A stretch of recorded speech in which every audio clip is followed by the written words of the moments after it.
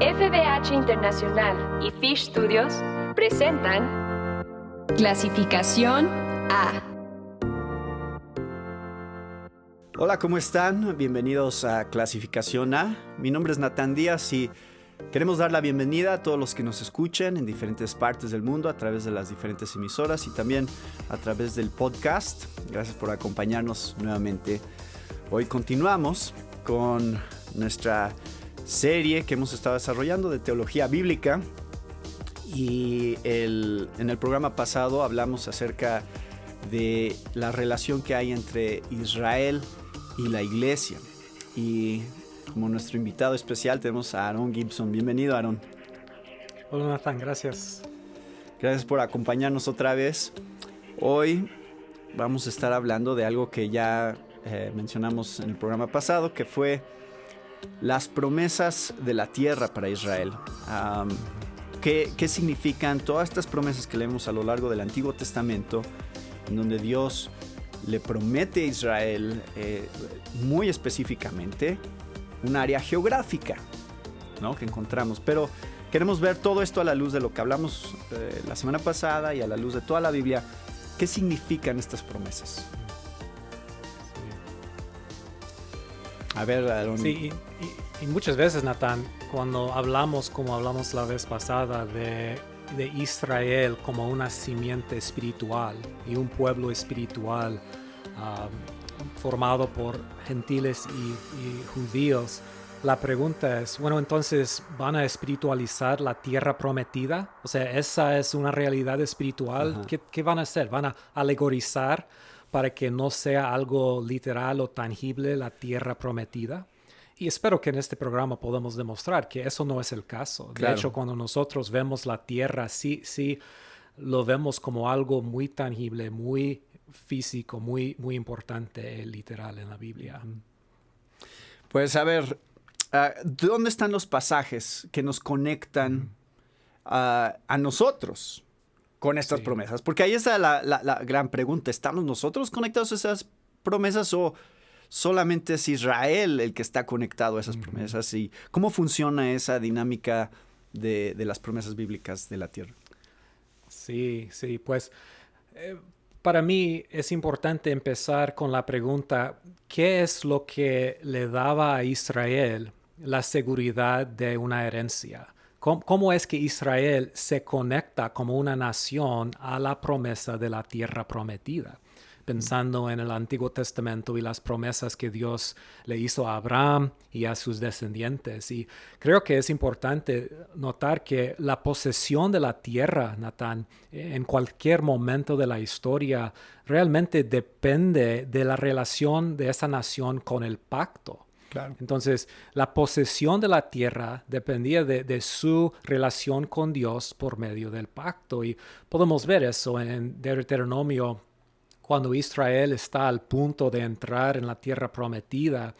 Y en capítulos 28 al 30 de ese libro, Moisés les habla y dicen, mira, si ustedes obedecen, recibirán bendición. Y en capítulo 28 tenemos una lista de todas las bendiciones del pacto y todas las bendiciones están conectadas con la tierra. Pero luego Moisés dice, o Dios dice por medio de Moisés, pero si desobedecen, caerán bajo maldición, la maldición de Dios. Y el clímax de esa maldición realmente es exilio de la tierra. Entonces, si no me obedecen, van a ser atacados por sus enemigos, habrán hambres y plagas, y si persisten en su desobediencia, yo tendré que hacer con ustedes lo que hice con Adán y Eva. Tendré que expulsarlos y exiliarlos de la tierra. Bueno, la historia del Antiguo Testamento, desde una perspectiva, es la historia de la relación entre la simiente de Abraham y esa tierra. Y lo que aprendemos es que ese pueblo nunca podía obedecer a Dios y no podían quedarse en la tierra. Vez tras vez son atacados y exiliados por sus enemigos, o en la tierra o fuera de la tierra. Y pues exactamente como Moisés había dicho. Entonces los profetas como Oseas a veces dijeron cosas como, no sois mi pueblo. O sea, por su desobediencia están bajo la maldición y no están en una posición de ser llamado mi pueblo. Y por eso han sido exiliados. Y pues el exilio climático en la Biblia es el exilio de Judá a Babilonia. Pero uno de los pasajes que me ayuda a entender que ese exilio sigue es Isaías 6, cuando Dios comisiona a Isaías. Isaías profetizó en los años antes del exilio y lo que aprendemos es que Isaías profetizó a Israel, pero Dios le dio una tarea muy específica. No sé si te acuerdas, Natán, cuando Dios dijo, ¿quién irá? ¿Verdad? Y Isaías dice, yo. He aquí, envíame a mí. Y luego Dios dice, ve y dile a este pueblo, oigan bien, pero no entienden, miren bien, pero no perciban. Haz insensible el corazón de este pueblo, embota sus oídos y cierra sus ojos. No sea que vea con sus ojos, oiga con sus oídos y entienda con su corazón y se convierta y sea sanado. Entonces Isaías responde, exclama, dice, ¿hasta cuándo, Señor? O sea, ¿hasta cuándo tengo que anunciar este mensaje? Y Dios responde así, hasta que las ciudades queden destruidas sin habitantes alguno, hasta que las casas queden deshabitadas y los campos en ruinas. Entonces el punto es que el ministerio de Isaías va a traer un juicio que resulta en el exilio de la tierra prometida. Y es exactamente lo que pasó después del ministerio de Isaías. Fueron exiliados los israelitas de su tierra. Pero lo que me es interesante es que el Nuevo Testamento usa ese pasaje en Isaías 6 para explicar por qué la nación sigue con su corazón duro, sigue en rebelión contra Dios. Entonces Jesús mismo cita a Isaías para explicar por qué rechaza Israel su Mesías. Y su respuesta es, y él cita Isaías 6, sus corazones siguen duros, sus oídos siguen cerrados, sus tapados, sus ojos siguen cerrados y siguen en su exilio. Interesantemente, en Hechos 28, Pablo usa el mismo pasaje para explicar por qué los judíos están rechazando su mensaje en Roma y por qué él va a enfocarse en los gentiles. Y yo creo, Natán, ¿qué es lo que está pasando en Romanos 11? En esa famosa ilustración del olivo. El olivo representa el pueblo de Dios y dice que la nación de Israel, que son las ramas naturales, ¿qué ha pasado con ellos? Pues han sido quitados del olivo y en este momento las ramas silvestres han sido injertadas. Y el punto es que debido a su desobediencia al pacto y los requisitos del pacto, esa nación se queda bajo la maldición de Dios y eso sigue hasta el día de hoy. Y eso es uno de los puntos de Isaías 11. Entonces, eso no significa que... Perdón, sí, Romanos 11. Y eso no implica que nunca van a heredar la promesa, porque vamos a ver en un momento que sí va a haber una herencia. Tenemos aquí una alerta de spoiler, ¿verdad? Que no solamente podemos hablar de una redefinición de la identidad de los descendientes de Abraham. Vamos a ver una redefinición de la identidad de la tierra.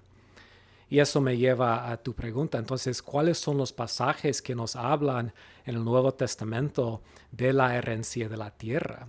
Y para mí, los pasajes más claros están en el libro de Hebreos. En Hebreos aprendemos que la tierra del Antiguo Testamento, la tierra prometida, es una sombra, no es la realidad perfecta y final. Entonces, en Hebreos, una sombra habla de algo como sacrificios, sacerdotes, también en otros libros del Nuevo Testamento, el templo, el tabernáculo, que son sombras de realidades futuras, ¿verdad? Y la palabra técnica es son tipos de realidades futuros. Bueno, en Hebreos, la tierra prometida realmente es una sombra que señala a otra realidad. Por ejemplo, a Hebreos 3 y 4, ¿verdad?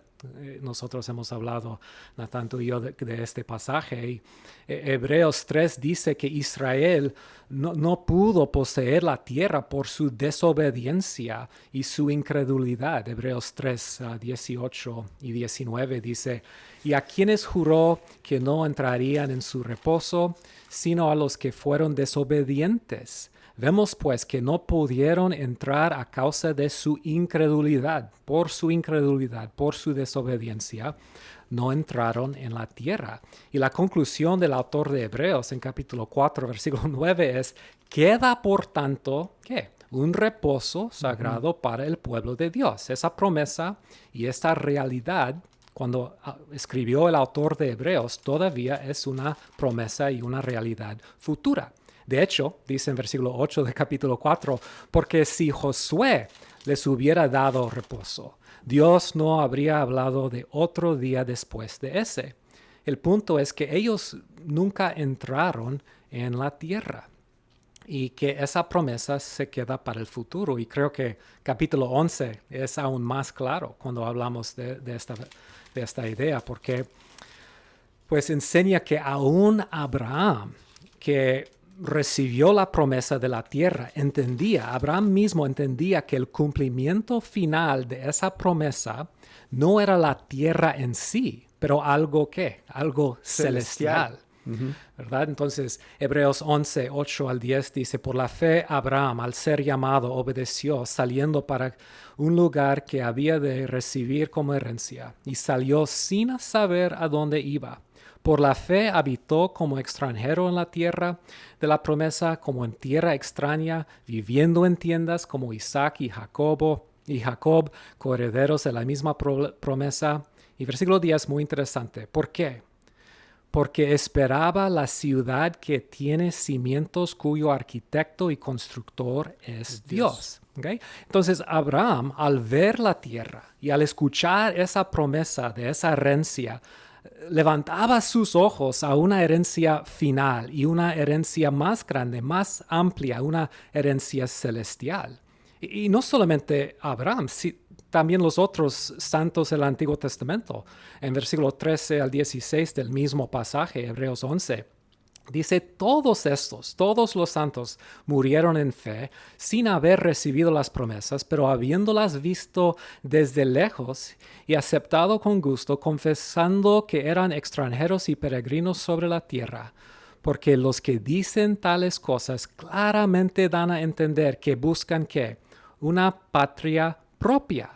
Y si en verdad hubieran estado pensando en aquella patria de donde salieron, habrían tenido oportunidad de volver. Pero en realidad, y aquí es lo que ellos consideraron cuando pensaban en las promesas de la tierra, anhelan una patria mejor, es decir, la celestial, por la cual Dios no se avergüenza de ser llamado Dios de ellos, porque les ha preparado una ciudad. Entonces, desde la perspectiva de Hebreos, la promesa del descanso, del reposo en la tierra, es una realidad futura. Y desde la perspectiva aún de los santos del Antiguo Testamento, finalmente era una sombra de una realidad futura. Y me gusta cómo Hebreos 11 termina esta idea. El autor ya ha dicho que esos santos, Abraham y los otros, no heredaron la tierra. Bueno, ¿por qué? Versículos 39 y 40 nos dice por qué. Claro. Todos esos, habiendo obtenido aprobación por su fe, ¿verdad? Entonces ellos sí creyeron, pero no recibieron la promesa. ¿Por qué? Porque Dios había provisto algo mejor para nosotros, a fin de que ellos no fueran hechos perfectos sin nosotros. Entonces, la herencia de la tierra no fue realizada por ellos, pero Dios tenía el plan de unir a nosotros, gentiles, la iglesia, con ellos en la herencia de esa tierra. Entonces, todavía se espera. ¿Y cómo podemos entender eso? Si la tierra es una sombra, una realidad futura para los descendientes de Abraham, y como ya hemos visto, los descendientes de Abraham no se pueden limitar a una nación física, tiene que ver con todos los creyentes, judíos y gentiles, que están conectados con el verdadero Israel, que es Jesucristo, el único heredero de las promesas. Entonces, ¿cómo podemos entender el cumplimiento de esas promesas, que eran promesas y profecías muy tangibles para los lectores y los receptores originales como Abraham? Y el tercer punto, Natán, es que el cumplimiento final de la promesa de la tierra es la nueva creación. Entonces, la tierra, como las otras sombras, es un tipo de una realidad futura. Eso fue la esperanza de Abraham, una patria celestial. Y tenemos el cumplimiento final de eso en Apocalipsis 21 y 22, ¿verdad? Describe la nueva creación con mucho detalle. Hace unos minutos estábamos hablando de eso, ¿verdad? Que describe la nueva creación como un nuevo huerto Edén, como una ciudad celestial que desciende desde el cielo. Eso es lo que Abraham esperaba, esa patria celestial, esa ciudad con cimientos hechos por Dios. Se describe como una perfecta tierra donde el pueblo de Dios vive en la presencia de Dios. Esa ciudad tiene 12 cimientos, que son los 12 apóstoles, la iglesia, 12 puertas, que son las 12 tribus, ¿verdad? Otra vez Israel. Israel ha heredado la herencia de la tierra prometida y santa junto con nosotros. Entonces esa ciudad se describe como la novia del Cordero. Entonces la tierra prometida en el Antiguo Testamento otra vez es una sombra de la santa ciudad Jerusalén que descenderá del cielo.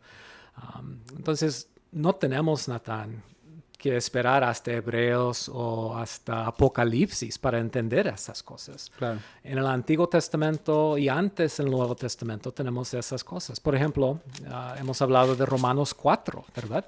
En Romanos 4, Pablo indica que la herencia de Abraham no solamente sería la tierra de Canaán, sino también la tierra, toda la tierra, el mundo, sí. ¿verdad?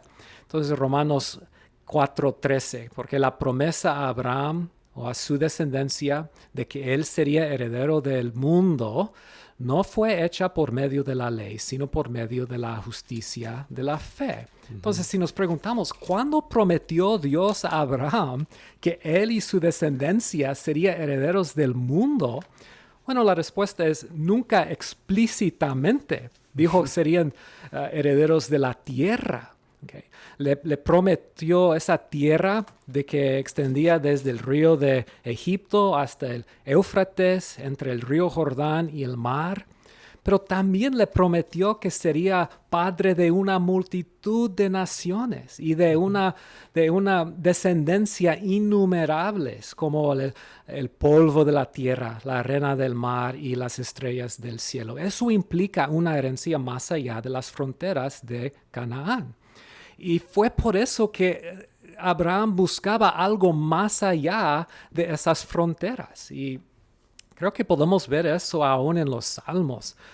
Salmo 72 es un buen ejemplo. Es un salmo davídico, un salmo mesiánico, que dice del hijo futuro de David, dice del Mesías, dominará de mar a mar y desde el río no hasta el mar, hasta los confines de la tierra. Entonces, aún David, como Abraham y como el apóstol Pablo, entendía que Abraham y su descendencia serían herederos de todo el mundo. Entonces, ¿qué es la tierra prometida y quiénes van a participar en eso? Bueno, Jesús dijo, ¿verdad? Bienaventurados los mansos porque aquellos recibirán la tierra por heredad.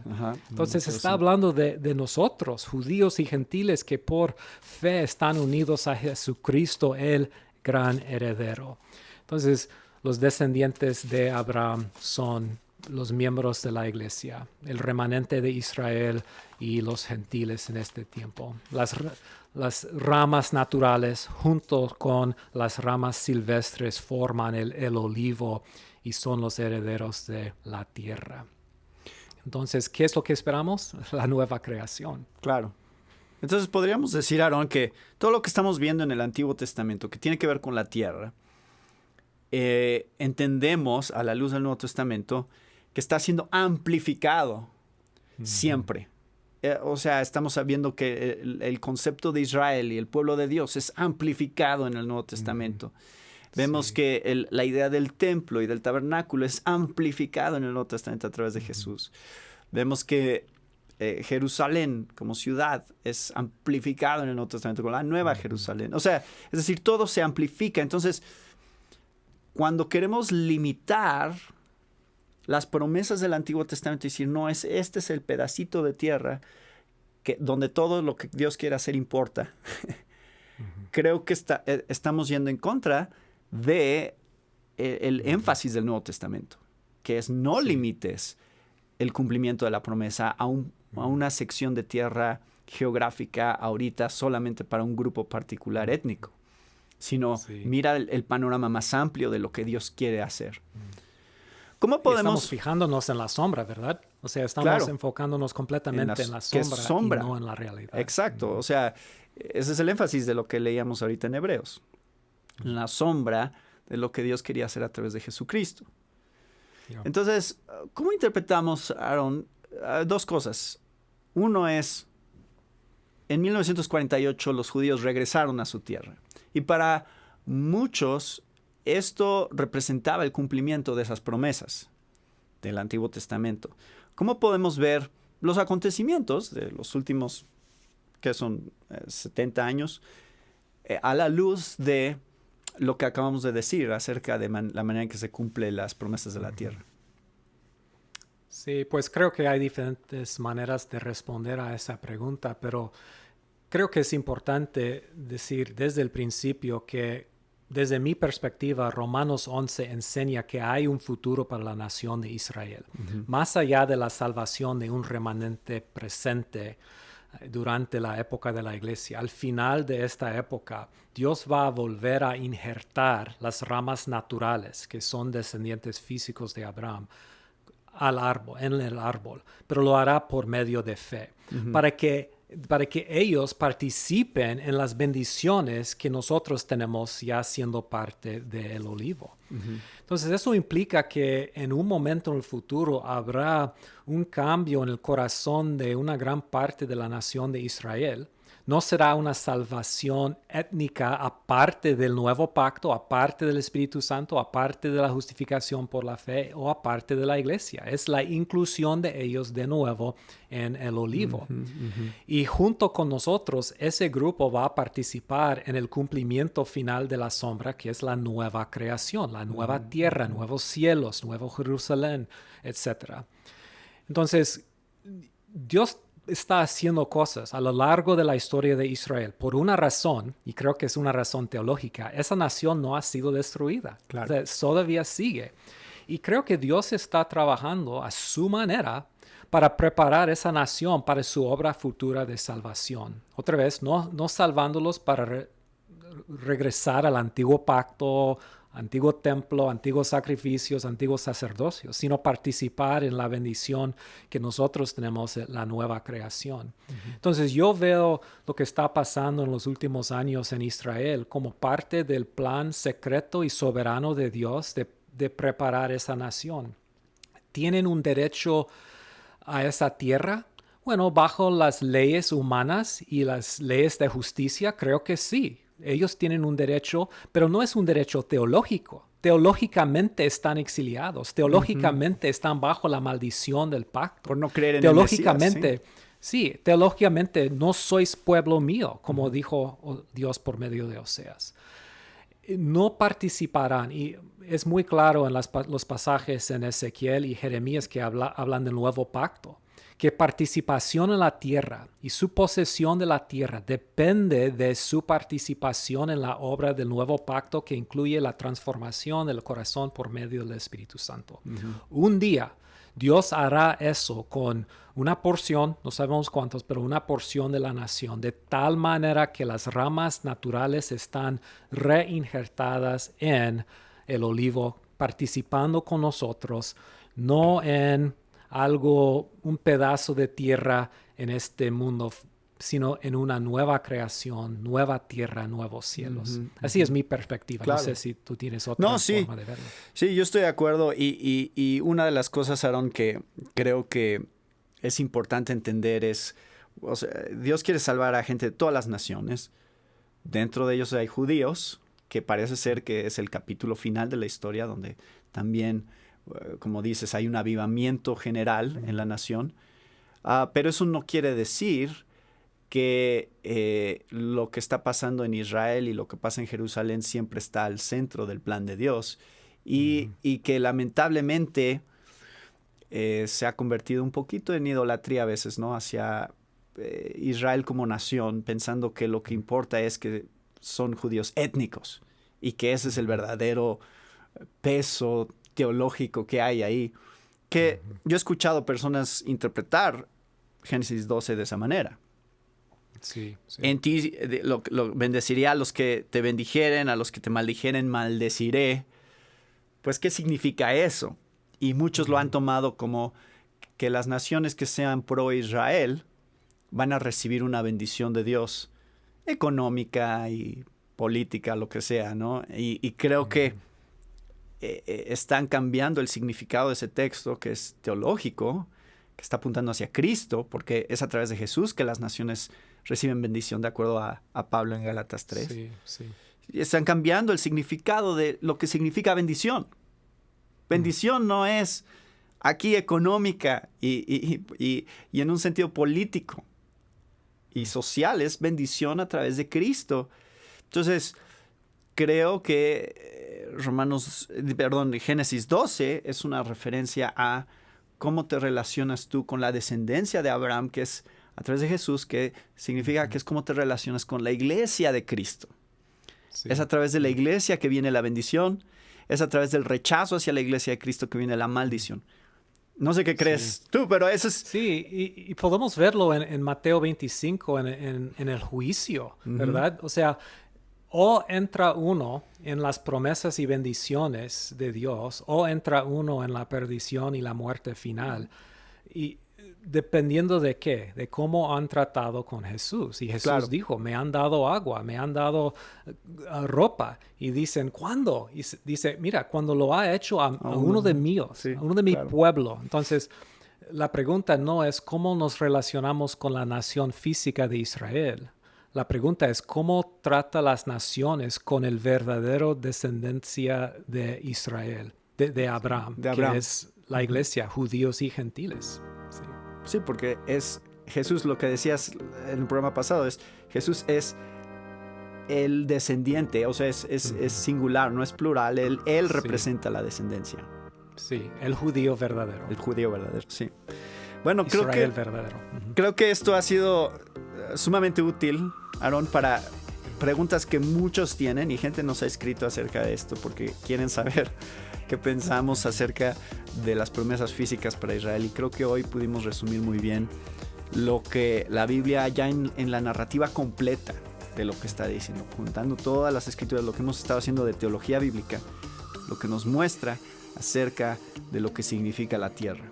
Si es física, si hay una tierra física, si hay una herencia real y física para el pueblo de Dios futura, pero se ha expandido, se ha amplificado a través de lo que Jesús ha obtenido para nosotros, la iglesia de Cristo que ha puesto su fe en él. Sí, amén. Bueno, muchas gracias, Aaron. Gracias por acompañarnos en este programa, y gracias a todos ustedes que nos acompañaron hoy con otro tema de interés para la familia de hoy. Se despide de ustedes Natán Díaz.